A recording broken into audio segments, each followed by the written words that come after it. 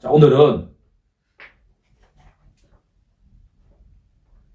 낙심하지 말아야 하는 이유라고 하는 제목으로 은혜의 시간을 좀 나눠보고자 합니다. 낙심이라고 하는 단어가 한자인데 마음이 떨어진다 그런 내용이잖아요. 시적이죠. 마음이 어떻게 떨어질 수가 있나요? 근데 우리가 살아가다 보면 덜컹 철렁하는 순간이 있죠. 흥미로운 사실은 고린도후서 4장은 시작도 낙심이고 마침도 낙심으로 되어 있습니다. 4장 1절에 한번 가볼까요? 그러므로 우리가 이 직분을 받아 긍휼하심을 입은 대로 낙심하지 아니하고 라고 되어 있죠? 16절에 가면 어떻게 되어 있나요? 그러므로 우리가 낙심하지 아니하노니. 사도가 옳단 말이에요. 전무후무한 사도에게 왜 이 말씀을 반복할까요? 사도와 같은 사람도 뭘 할 수 있다는 이야기예요. 낙심하게 된다 그런 이야기예요. 사도 바울과 같은 사람이 낙심한다면 우리 일반 성도들은 어떻게 된다는 거예요? 날마다 낙심할 수 있는 거예요. 그런데 이게 말이에요. 4장 1절에 보니까 왜 낙심하냐? 그러므로 우리가 이 직분을 받아라고 되어 있어요. 1차적으로 우리가 라고 하는 것은 뭐냐 그러면 사도 바울을 포함한 그 동역자들을 이야기해요. 사도급을 이야기한단 말이에요. 사도라고 하는 직분을 받는 순간에 보통 성도들보다 어떤 환경에 처하게 된다는 거예요? 낙심할 수 있는 환경에 처하게 된다는 이야기예요. 이렇게 해석하면 사도니까 그렇지라고 이해할 수 있잖아요. 그런데 유진 피터스 목사님의 메시지라고 하는 성경에 보니까 이 직분을 어떻게 해석하고 있는가? 하나님의 일에 동참하는 자라고 되어 있어요. 직분자가 누구라고요? 하나님의 일에 동참하는 자. 아니 우리는 이렇게 생각하는 경향이 있잖아요. 직분자라고 하면 누굴 말하죠? 목사, 장로, 군사 정도가 돼야만 직분자라고 이야기를 하죠. 그런데 이 본문의 본뜻은 뭐라는 이야기예요? 이 세상에 살다가 말이에요. 어느 순간에 이유가 어떻게 되었든 간에 하나님의 부르심을 받은 자가 교회 성도들이잖아요. 모든 성도들은 뭐예요? 어떤 일에 동참하게 되죠? 옛날에는 어떤 일에? 세상 일에 동참했다가 이제는 뭐예요? 하나님의 일에 동참하는 자예요. 그러면 교회 모든 성도들은 다 어떤 자라는 이야기예요? 직분자다라는 이야기예요. 이게 개신교의 정신이야. 구약에는 제사장만이 직분자가 아니라 너희는 누구라고 말하죠? 왕 같은 제사장의 직분을 얻었다. 성도 신자는 다 직분자라는 이야기 말이에요. 이렇게 제가 한번 질문해 보죠. 지난 한 달 동안에 낙심한 적이 있습니까? 저는 주님이 너무나 축복하셔가지고 나는 낙심 같은 거 관계가 없어요. 그런 분은 아직 세상을 모르는 겁니다. 세상을 알면 알수록 말이에요. 낙심하지 않을 수가 없어요. 저는 이제 조금씩 세상을 조금씩 양파 껍질처럼 조금씩 깔아가요. 내가 세상은 이런 곳이다 라고 생각했는데 다음 주 되면 세상은 더 각해. 내가 생각하는 범주를 뛰어넘어서 세상은 막 이상한 일이 일어나요.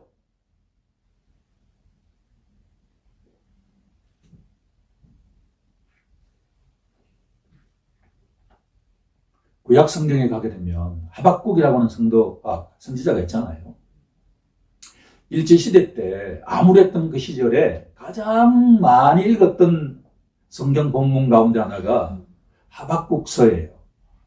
3장 17절 18절이 비록 무화과 나무가 무성치 못하며 포도나무에 열매가 없으며 감람나무에 소출이 없으며 밭에 먹을 것이 없으며 우리의 양이 없으며 외양간에 소가 없을지라도 풍성했던 그 시절이 완전하게 초토화되는 그 상황이 오더라도 그럴 때 예수를 믿든 예수를 믿지 않던 사람들은 어떻게 된다는 이야기예요? 낙심하게 된다는 이야기예요. 낙심. 마음이 떨어진다는 이야기예요. 어떻게 이럴 수가 있는가? 내가 이렇게 예수를 믿는데, 내가 하나님을 믿는데 이런 일이 벌어질 수 있을까라고 생각하게 된다는 이야기죠. 그럴 때 이 선지자가 어떻게 고백합니까? 그런 상황이 오더라도 나는 여호와로 말미암아 즐거워하며 나의 구원의 하나님으로 말미암아 뭐 하겠다는 거예요? 기뻐하겠다는 이야기예요. 주 여호와는 나의 힘이시라. 나의 발을 사슴과 같게 하사 나를 나의 높은 곳으로 다니게 하시리로다. 우리 눈에 보이는 상황이 말이에요. 아무리 악하게 진행되어 간다 하더라도 진짜 하나님이 살아계시면 이 사회의 정의가 공의가 이럴 수가 있느냐라고 이렇게 눈에 보여도 우리는 어떤 고백을 해야 한다는 이야기예요? 이 나가 하박국 선지자의 나의 동시에 누가 돼야 되죠? 우리 성도들이 나는 말이에요. 여호와로 말미암아 하나님으로 말미암아 어떻게 해야 된다는 거예요? 즐거워하고 기뻐하리로다라고 고백해야 한다는 이야기죠.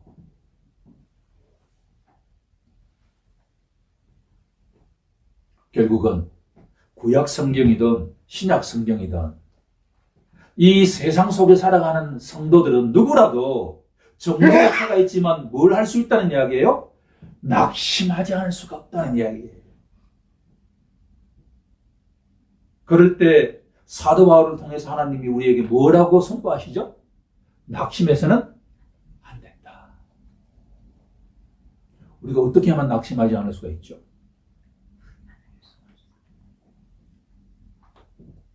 열심히 예배에 참여하면 될까요?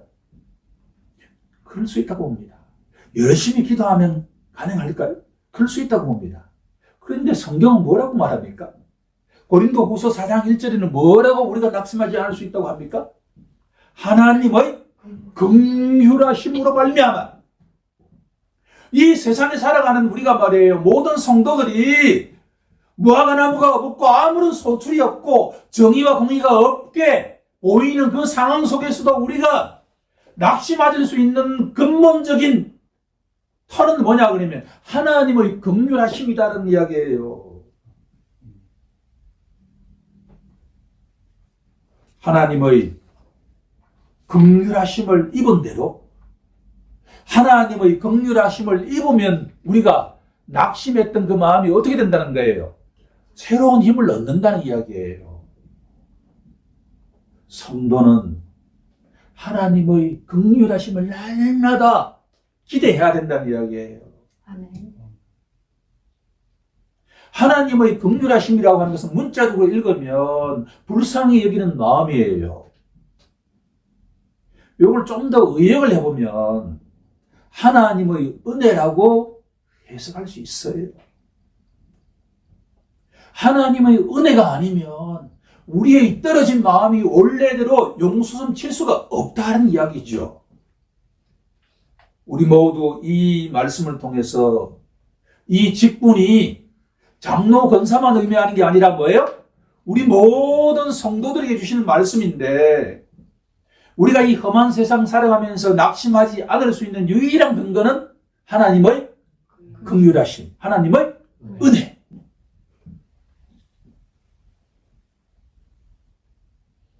그런데 한 가지 재밌는 이야기를 하면서 시작해 보고자 합니다. 만약에 우리가 낙심하면 어떻게 되는가? 잠언서 세 구절을 한번 찾아보도록 하겠습니다. 잠언서 15장 13절 말씀. 왜 우리가 낙심해서는 안 되는가?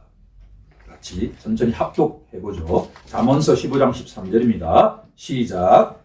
마음의 즐거움은 얼굴을 빛나게 하여도 마음의 근심은 심령을 상하게 하느니라. 다른 사람이 우리 누군가를 볼 때, 야, 너 얼굴 좋다, 빛난다. 이럴 때 우리 마음이 어떻다는 이야기예요? 즐겁다는 이야기예요. 마음이 즐거우면 얼굴을 통해서 어때요? 드러나요. 숨길 수가 없어. 그런데 정반대로 얼굴에 빛이 안 난다 그러면 내 마음이 어떻다는 이야기예요? 근심 걱정으로 가득해 있답니다. 두 번째 구절로 나아가 보겠습니다. 심령이 상하면 어떻게 되는가? 잠언서 17장 22절 말씀입니다.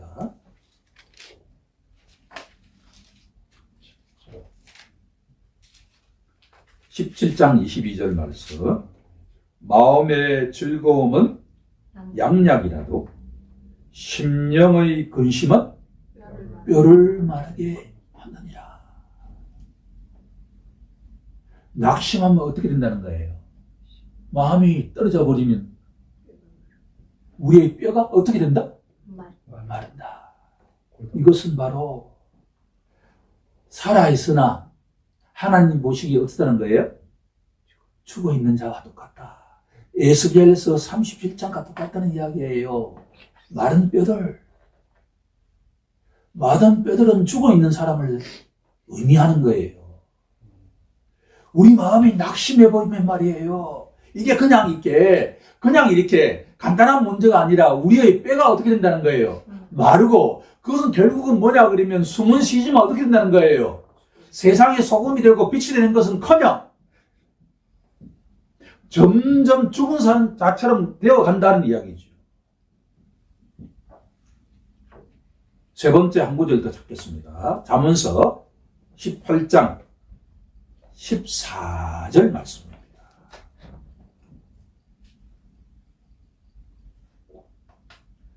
사람의 심령은 그의 병을 능히 이기려니와 심령이 상하면 그것을 누가 일으키겠느냐.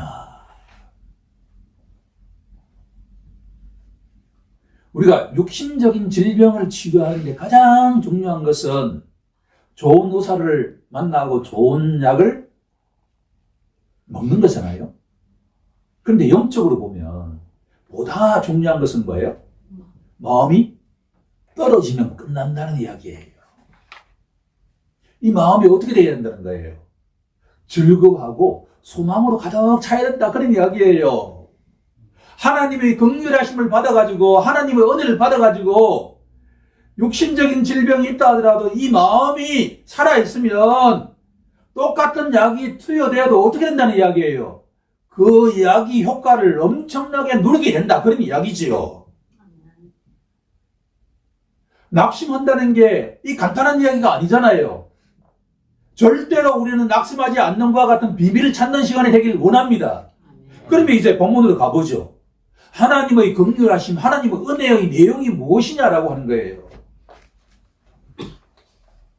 그냥 우리가 믿고 의지하는 하나님은 지성을 깨우치신 분이기 때문에 그냥 하나님의 은혜로, 하나님의 긍휼하심으로 우리가 낙심하지 않는다라는 차원에 머물지 않는다는 이야기예요.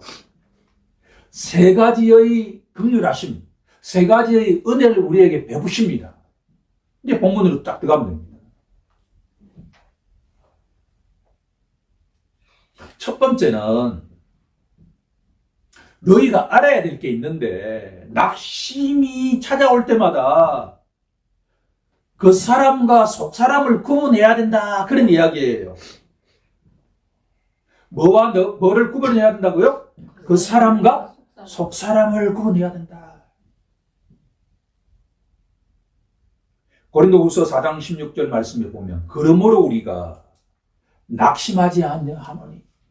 왜냐하면 첫 번째 이유는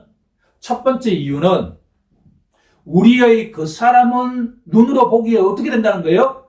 낡아지지만 우리의 속 사람은 어떻게 된다는 거예요? 새로워진다. 새로워진다 앞에 단어가 하나 있죠? 날로. everyday. 매 순간 새로워진다. 이것은 뭐냐 그러면 시간적으로 우리가 엔트로피 법칙에 의해 가지고 나이가 들면 들수록 어떻게 되죠? 늙어가잖아요. 어저께 10년 전 제 사진을 보니까 10년 전에는 아이고 참 이렇게 나이가 들었네 싶었는데 지금 보니까 되게 젊어. 그렇잖아요. 지금 이 순간이 가장 젊은 순간입니다. 우리 얼굴을 서로 이렇게 한번 쳐다보면 좋겠습니다. 지금이 가장 젊은 순간이라니까요. 가장 예뻐요. 시간이 지나면 우리의 그 사람은 어떻게 되죠? 후퇴한다. 늙어가지만 눈에 보이지 않는 속 사람은 어떻게 된다는 거예요? 새로워진다. 그것도 한 달 단위가 아니라 날마다 새로워진다 라는 걸 믿으라는 이야기예요. 왜 그런 줄 아세요? 제가 가장 좋아하는 성경 말씀 가운데 한 구절인 빌립보서 1장 6절에 뭐라고 선포하고 있죠? 너희 안에서 착한 일을 시작하신 이가 누구죠? 하나님이잖아요. 우리 안에서 착한 일을 시작하신 이가 그리스도 예수의 날까지 언제까지라는 이야기예요. 주님이 재림하시는 그날까지 이리실 줄 우리는 확신하노라. 우리가 그 사람은 아무리 후패해도 우리의 속사람이 날로 세워지는 이유는 뭐냐 그러면 우리가 전에는 세상 사람이었는데 예수를 믿는 순간에 누가? 그리스도의 영, 성령께서 내 속에서 나를 계속 새롭게 하시잖아요. 공사 중 속도가 느린다고 낙심하지 마세요. 우리 눈에 나의 배우자가, 나의 자녀가, 나의 친구가 왜 저렇게 신앙생활을 오래 했는데 저렇게 안 변할까? 낙심하지 마십시오. 그 속에 누가 역사하고 계시죠? 하나님이 역사하고 계시죠. 속도는 느릴 수 있어요. 그 배우자가, 그 자녀가, 그 친구가 예수를 믿는다고 고백했다고 한다면 그 속에 누가 역사하시죠? 하나님이 역사하신단 말이에요. 하나님이 불가능한 게 있습니까? 없잖아요. 그래서 우리는 뭐 해서는 안 된다? 낙심해서는 안 된다. 눈에 보이는 것을 집중하면 낙심하지만 하나님이 바꾸고 계신다라고 믿는 순간에 낙심하지 않는 줄로 믿습니다. 두 번째,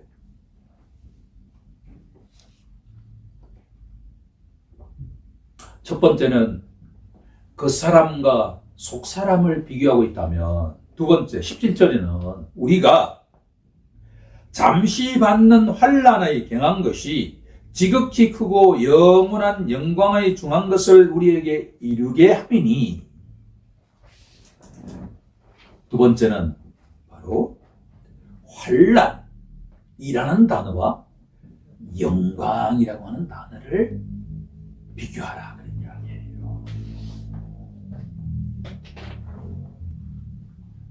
제가 요즘 계속 강조하는 것이 성도는 교회 안에서 살아가는 것이 아니라 어디서 살아가죠?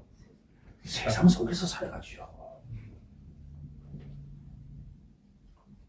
세상에는 예수 믿는 자가 아주 좁은 길을 걷는 자는 진짜 제한적이에요. 그러니까 성경 말씀대로 살아가는 자는 더욱더 낙심할 수 있어요.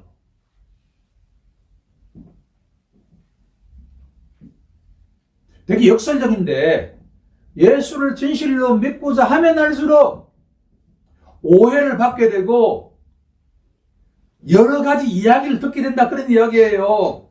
예컨대 교회를 그렇게 오래 다녔는데 왜 말이 그러냐 이런 이야기도 듣는다는 이야기죠. 이게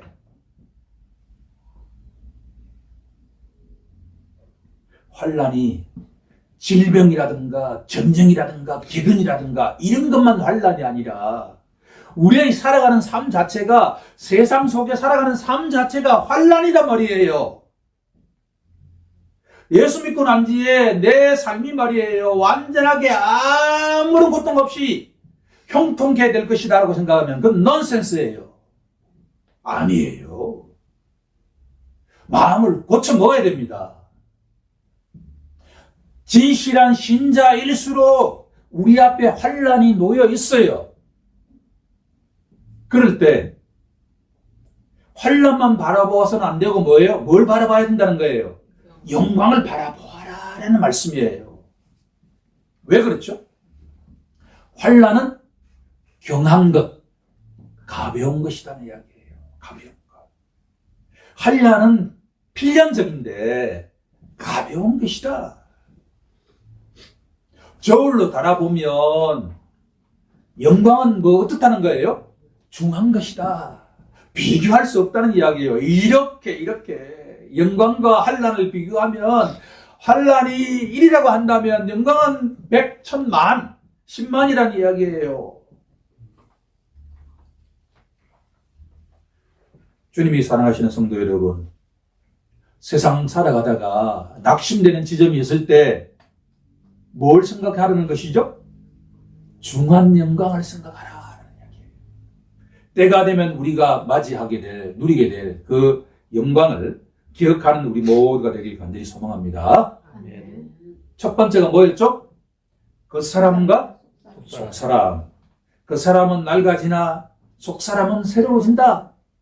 두 번째가 환난은 경한 것인데 영광은 중한 것이다. 자, 마지막 세 번째는 뭘 비교하느냐? 가장 중요한 보이는 것이 있다고 한다면 뭐가 있다는 거예요? 보이지 않는 것이 있다. 우리 삶을 살아가다가 말이에요. 낙심될 때마다 보이는 것이 나가 아니라 뭐가 있다? 보이지 않는 것이 있다라는 것을 기억해야 한다는 거예요. 그게 하나님의 긍휼하심이에요. 하나님이 말이에요. 불쌍한 자에게 떡을 주는 그런 긍휼하심이 아니라 우리의 영적인 지성을 깨운단 말이에요. 너희들이 눈에 보이는 것만 함몰되어서는 안 된다는 이야기예요.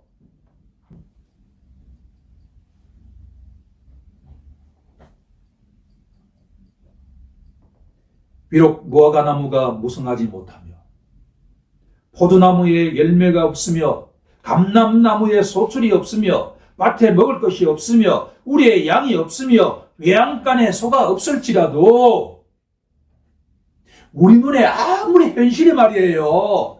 우리가 예측했던 것과 정반대로 돌아간다 하더라도 그게 눈에 보이는 것인데 그거는 어떻다는 이야기예요? 잠깐이다는 이야기예요. 하나님 보시기에 잠깐이라는 이야기예요. 물론 우리 눈에는 잠깐이 아닐 수 있죠. 이런 상황이 1년 지속된다 그러면 진짜 긴 시간이잖아요. 하지만 잠깐이라면 눈에 보이지 않는 것은 어떻다는 거예요? 영원하다. 우리 마음속에 낙심될 과 같은 상황이 벌어질 때 눈에 보이는 것에만 함몰되어서는 안 된다는 거예요. 눈에 보이지 않는 것이야말로 영원하다 라는 걸 기억하는 우리 모두가 되길 원합니다. 그냥 지금부터 우리가 기뻐하자 해서 기뻐해지는 게 아니란 말이에요.